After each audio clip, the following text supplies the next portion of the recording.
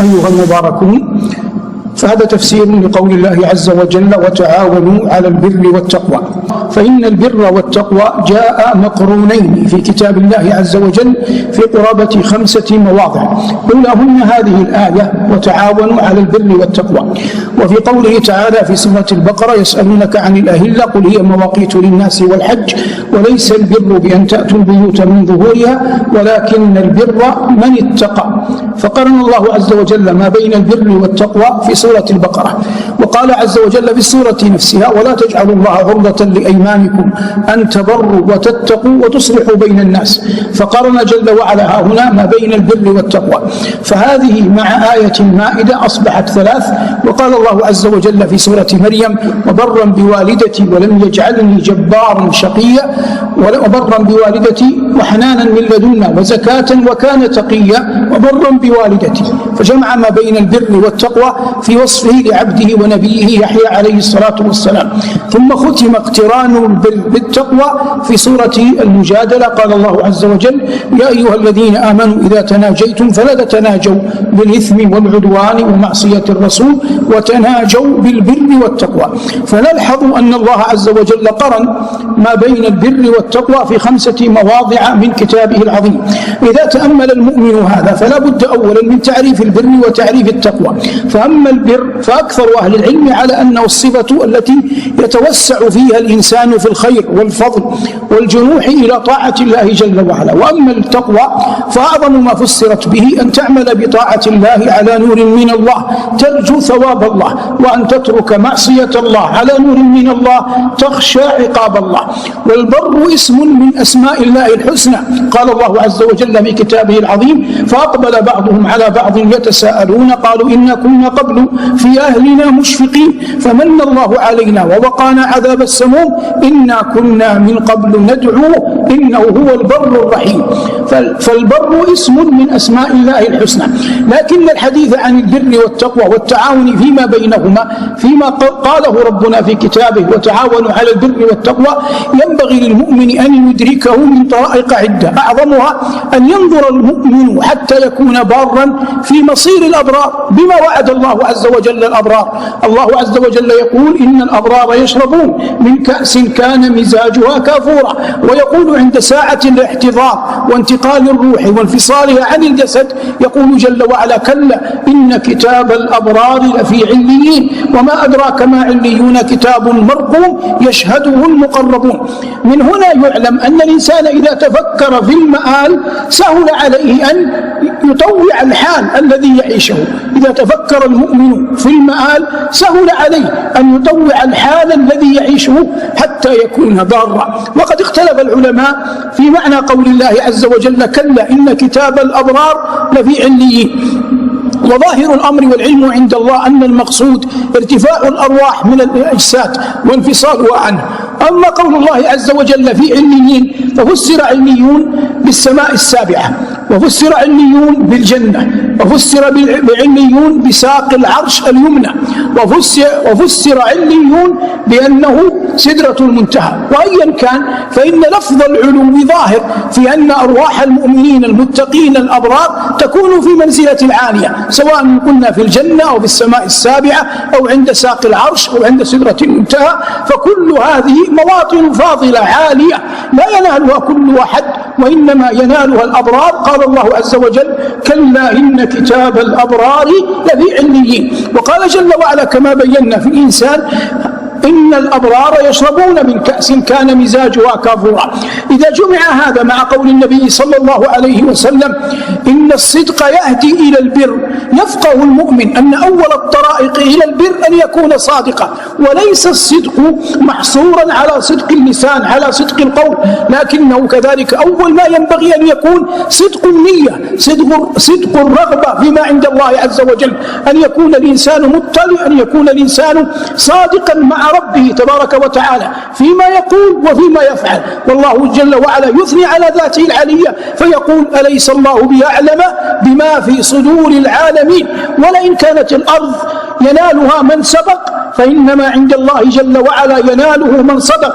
ولئن كانت الأرض ينالها من سبق فإن ما عند الله جل وعلا يناله من صدق. ولهذا قال الله عز وجل: قال الله هذا يوم ينفع الصادقين صدقهم. قال الله هذا يوم ينفع الصادقين صدقهم لهم جنات تجري من تحتها الأنهار خالدين فيها أبدا رضي الله عنهم ورضوا عنه ذلك الفوز العظيم. نأتي الآن للمقابل لها. قال الله عز وجل: وتعاونوا على البر والتقوى ولا تعاونوا على الإثم والعدوان. فجعل الله عز وجل الإثم والعدوان مقابلين للبر والتقوى الذي أمر بهما سبحانه وتعالى، وقال: وتعاونوا على البر والتقوى. إذا حررنا البر والتقوى مجتمعين فإن أول الطرائق الصدق مع الله. كل الناس ماض إلى الله جل وعلا، لكن المضي إلى الله جل وعلا ليس فيه أحد واقف، إما شخص متقدم وإما شخص متأخر. يقول الله عز وجل: لمن شاء منكم أن يتقدم أو يتأخر. ولا يوجد في طريق الله جل وعلا أحد واقف. والله يقول: يا أيها الإنسان إنك كادح إلى ربك كدحا فملاقيه. فكلما عظم يقين العبد بأنه سيلقى الله يتلبس بلباس الأبرار، وكلما عياذا بالله ضعف يقين العبد أو كذب العبد لقاء الله فإنه قطعا سيتلبس بلباس الفجار. ما الذي يدفعه إلى هذا؟ كونه لا يعلم أبدا أنه سيلقى الله، ليس في قلبه يقين أنه سيلقى الله جل وعلا رب العالمين. والله تبارك وتعالى لما ذكر حال من يكونون في الآخرة قد أخزاهم الله جل وعلا بالنار قال تبارك وتعالى: إنه كان لا يؤمن بالله العظيم. لم يكن يؤمن أبدا بلقاء الله. أما المؤمن، أما المؤمنة، أما المسلم، أما المسلمة، أنتم وأمثالكم وكل مسلم ومسلمة على الأرض هو يؤمن يقينا أنه ذات يوم سيلقى الله جل وعلا، يقينه إيمانه بأنه سيلقى الله هو الذي يجعله يتحرر من المعاصي ما أمكن ويقبل على الطاعات كلما استطاع إليها سبيلا. يقول صلى الله عليه وسلم: إذا أمرتكم بأمر فأتوا منه ما استطعتم، وإذا نهيتكم عن شيء فانتهوا عنه. فأما النهي فيكون بالكلية، وأما غير ذلك مما أمر الله به فيكون بالاستطاعة. وما أمر الله به على قسمين: أعمال قلوب وأعمال جوارح. فأما أعمال القلوب فإن الله عز وجل يقول: يا أيها الذين آمنوا اتقوا الله حق تقاته. وأما في أعمال الجوارح فإن الله عز وجل يقول: فاتقوا الله ما استطعتم. أمر الله بالصيام، لكن ليس كل أحد يقدر على الصيام. أمر الله بإنفاق الأموال والزكاة، لكن ليس كل أحد يملك المال فينفق.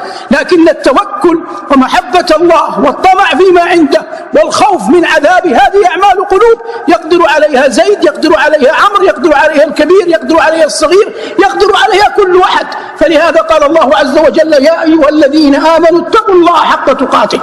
من تلبس بهذا في أول الطريق إلى الله دخل في سلك الأبرار الذين قال الله عنهم: إن الأبرار يشربون من كأس كان مزاجها كافورا، إلى ما بعدهن من آيات في ذكر فضل رب البريات على أولياء الصالحين وعباده المتقين. ثم يأتي بر الإنسان بمن حوله، ولم يقدم الله جل وعلا حق أحد بعد حقه جل وعلا وحق رسوله صلى الله عليه وسلم كما قدم الله حق الوالدين. وقضى ربك ألا تعبدوا إلا إياه وبالوالدين إحسانا. والله مدح أنبياءه، فمما مدحهم الله جل وعلا بهم قيامهم بحق الوالدين. قال الله عن زكريا: وحنانا من لدنا وزكاة وكان تقيا وبرا بوالديه. ولما أنطق الله عيسى في مهده قال بأعظم افتخار وهو العبودية لله الواحد القهار: قال: إني عبد الله آتاني الكتاب وجعلني نبيا وجعلني مباركا أينما كنت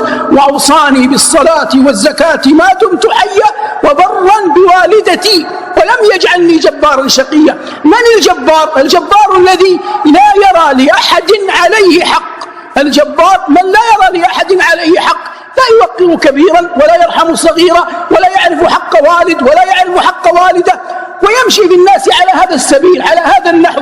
هذا الذي ذمه الله. لكن من كان برا بأمه، من كان برا بأبيه، يعرف حقهما، يخفض جناح الذل لهما، إن دخل في سلك الأبرار الموعودين بجنة عرضها السماوات والأرض، وهو أول الطرائق في قول الله جل وعلا وتعاونوا على البر والتقوى. فالأخ يعين أخاه على أن يبر كل منهما والده ووالدته، والأب بإحسانه إلى أولاده يعينهم على بره، والأم بملاطفتها لبناتها تعينهم على برها، والبنات بعضهم إلى بعض والأخوات بعضهم مع بعض، كل منهم يعين الآخر إلى بره. فلو قصرت إحداهن تأتي الأخرى تعتذر لها وتقول للأم إن أختي تعثرت في الامتحان، تعثرت في الدرجات، فلذلك تغيرت عليك، تلتمس العذر لأختها. وإذا أخفق الابن جاء أخوه يعتذر للوالد، ثم يأتي هذا الابن بعد أن وقع منه الزلل، وقع منه الخطأ، يكفر ما قد كان منه ويلتمس عذر أخيه له. هذا كله أيها المبارك مندرج في قول الله عز وجل وتعاونوا على البر والتقوى. وحق الوالدين حق عظيم عند الله جل وعلا، ومن كان عاقا لهما فمن باب أولى أن يكون عاقا لغيرهما. وقل رب ارحمهما كما ربياني صغيرا. من خاطب بهذه الآية وارحمهما كما ربياني صغيرا صلى الله عليه وسلم لم يكن أبواه حيين ولم ير أباه، وأمه ماتت وعمره 6 سنين، فلا أبوه تولاه ولا أمه، فلم يجدك يتيما فآوى. لكن الله يخاطب النبي والمراد أمته، يخاطب النبي والمراد أمته صلى الله عليه وسلم.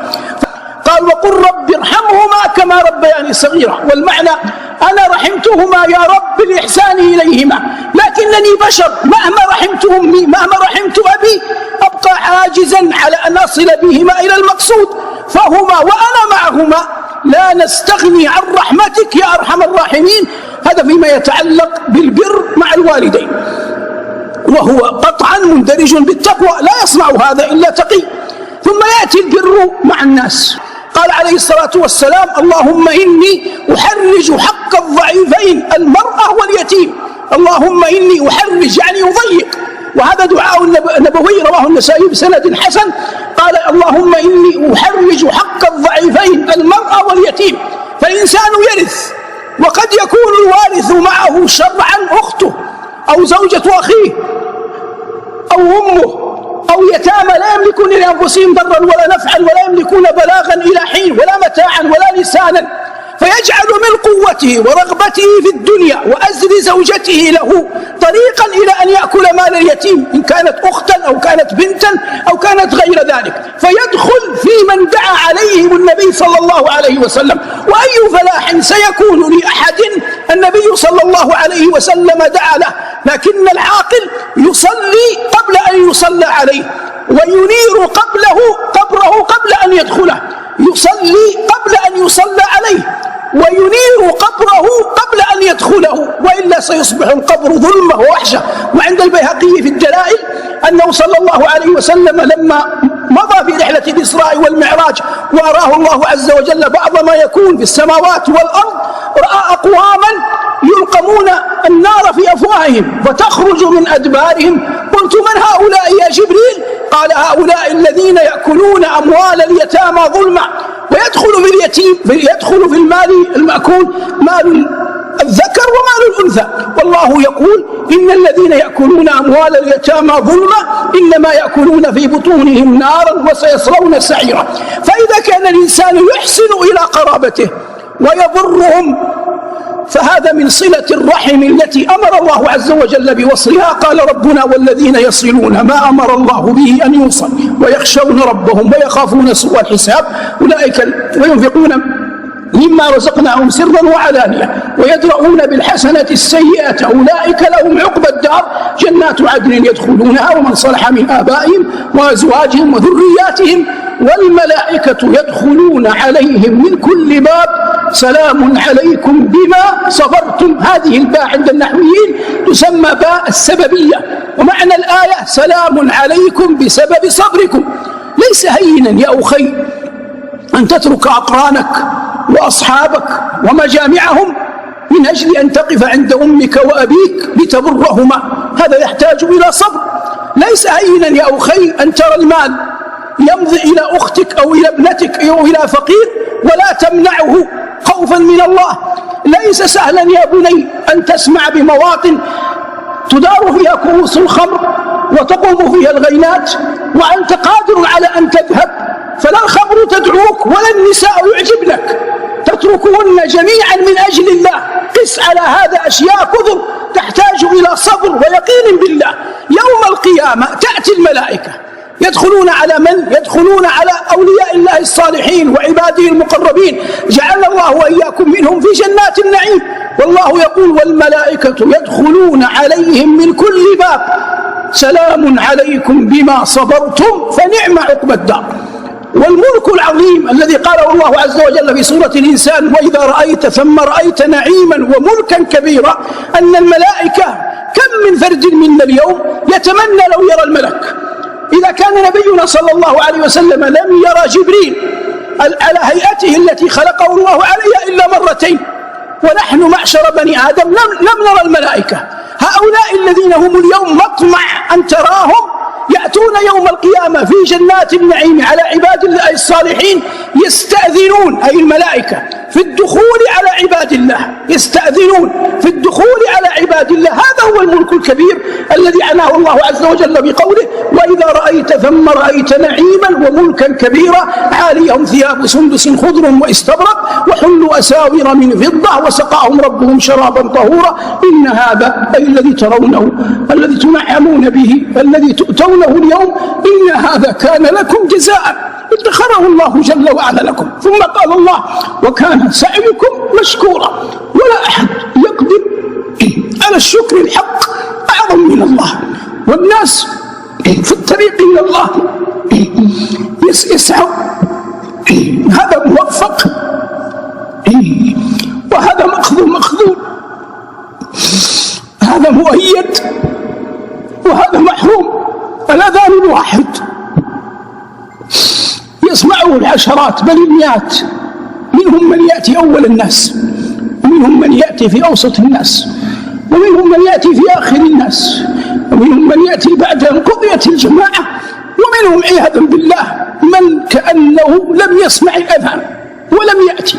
فلا يمكن أن يكونوا يوم القيامة سواء عند الله. والمقصود هذا من معاني قول الله عز وجل إن هذا كان لكم جزاء وكان سعيكم مشكورا. العاقل يعلم أن الله عز وجل أمرنا بالاجتماع، أمرنا بالتعاون، أمرنا بالمحبة، أمرنا بعدم الاعتداء، وتعاونوا على البر والتقوى ولا تعاونوا على الإثم والعدوان، وينتهي عن مواطن الزلل وطرائق الخلل، ويحمد الله جل وعلا على ما هو فيه من النعمة وعلى ما هو فيه من الخير وعلى ما هو فيه من اجتماع الكلمة وحقن الدماء وتسكين الدهماء، وكل ذلك من مقاصد الشرع المطهر التي جاء الإسلام بها. واعتصموا بحبل الله جميعا ولا تفرقوا. كل ذلك من البر الذي قصده الله عز وجل بقوله وتعاونوا على البر والتقوى.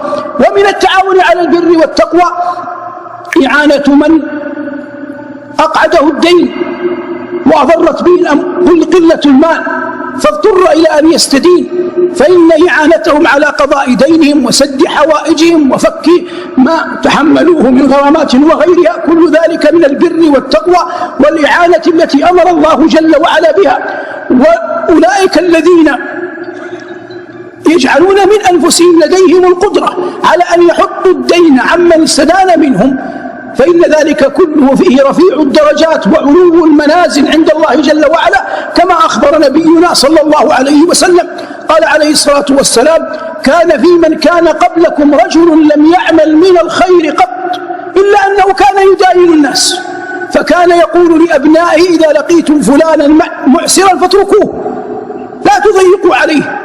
ثم إنه لما حضرته الوفاة جمع بنيه وقال أي ابن أب كنت لكم؟ قالوا خير أب. قال فإذا أنا مت فاحرقوني ثم اجعلوني رمادا ثم القوا نصفي في البر ونصفي في البحر، فإن الله لو قدر علي ليعذبني عذابا لا يعذبه أحدا من العالمين. لم يعمل من الخير قط إلا أنه لا يضيق على من تدين منه. فأمر الله البر فجمع ما فيه، وأمر الله البحر فجمع ما فيه، فاستوى الرجل قائما بين يدي الله فقال الله عز وجل له أي عبدي ما حملك على ما صنعت؟ قال خشيتك يا رب، فعفى الله جل وعلا عنه. وليس له عند الله عمل إلا أنه كان إذا داين الناس يأمر غلمانه من يجمعون الدين يأمرهم أن لا يضيقوا على الناس، إن وجدتم مؤسرا فاتركوه، إن وجدتم مؤسرا فاتركوه. وهذا كله من باب جامع، وهو قول الله عز وجل: وتعاونوا على البر والتقوى ولا تعاونوا على الإثم والعدوان. من التعاون على البر ما نراه من انتشار كثير من الجمعيات الخيرية، فإن هذه الجمعيات التطوع في العمل فيها ودعمها بالمال ودعمها ماديا ومعنويا وإعانة القائمين عليها على أن يعينوا المجتمع وينفعوا الأفراد ويغيثوا الأسر، كل ذلك مندرج قطعا في قول الله عز وجل: وتعاونوا على البر والتقوى ولا تعاونوا على الإثم والعدوان. صلى الله على محمد وآله، والحمد لله رب العالمين.